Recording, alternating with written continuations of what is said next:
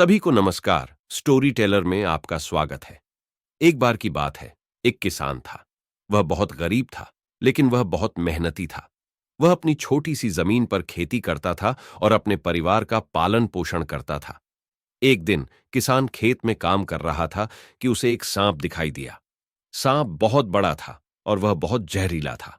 किसान बहुत डर गया। उसने सोचा कि सांप उसे काट लेगा और वह मर जाएगा। लेकिन सांप ने किसान को कुछ नहीं किया। वह किसान के पास गया और उसे देखने लगा। किसान को बहुत हैरानी हुई। उसने कभी नहीं देखा था कि कोई सांप किसी इंसान को इतनी शांति से देखे।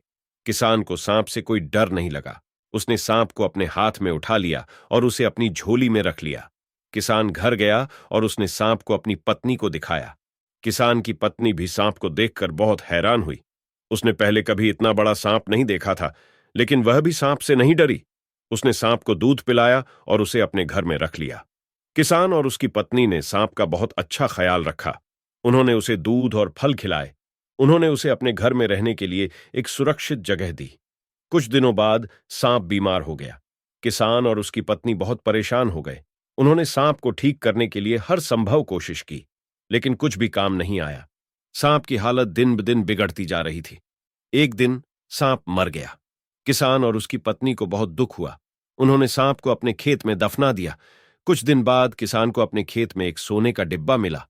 किसान बहुत खुश हुआ। उसने डिब्बा खोला और उसमें बहुत सारे सोने के सिक्के देखे। किसान को समझ गया कि यह सोना सांप ने ही उसके लिए रखा था। किसान ने सोने के सिक्के लेकर अपनी पत्नी को दिखाए। उसकी पत्नी भी बहुत खुश हुई। किसान और उसकी पत्नी ने सांप के लिए एक मंदिर बनवाया। उन्होंने उस मंदिर में सांप की मूर्ति रखी। किसान और उसकी पत्नी हर दिन सांप की मूर्ति की पूजा करते थे। कहानी की सीख: हमें सभी जानवरों का सम्मान करना चाहिए। हमें उन पर कभी भी अत्याचार नहीं करना चाहिए।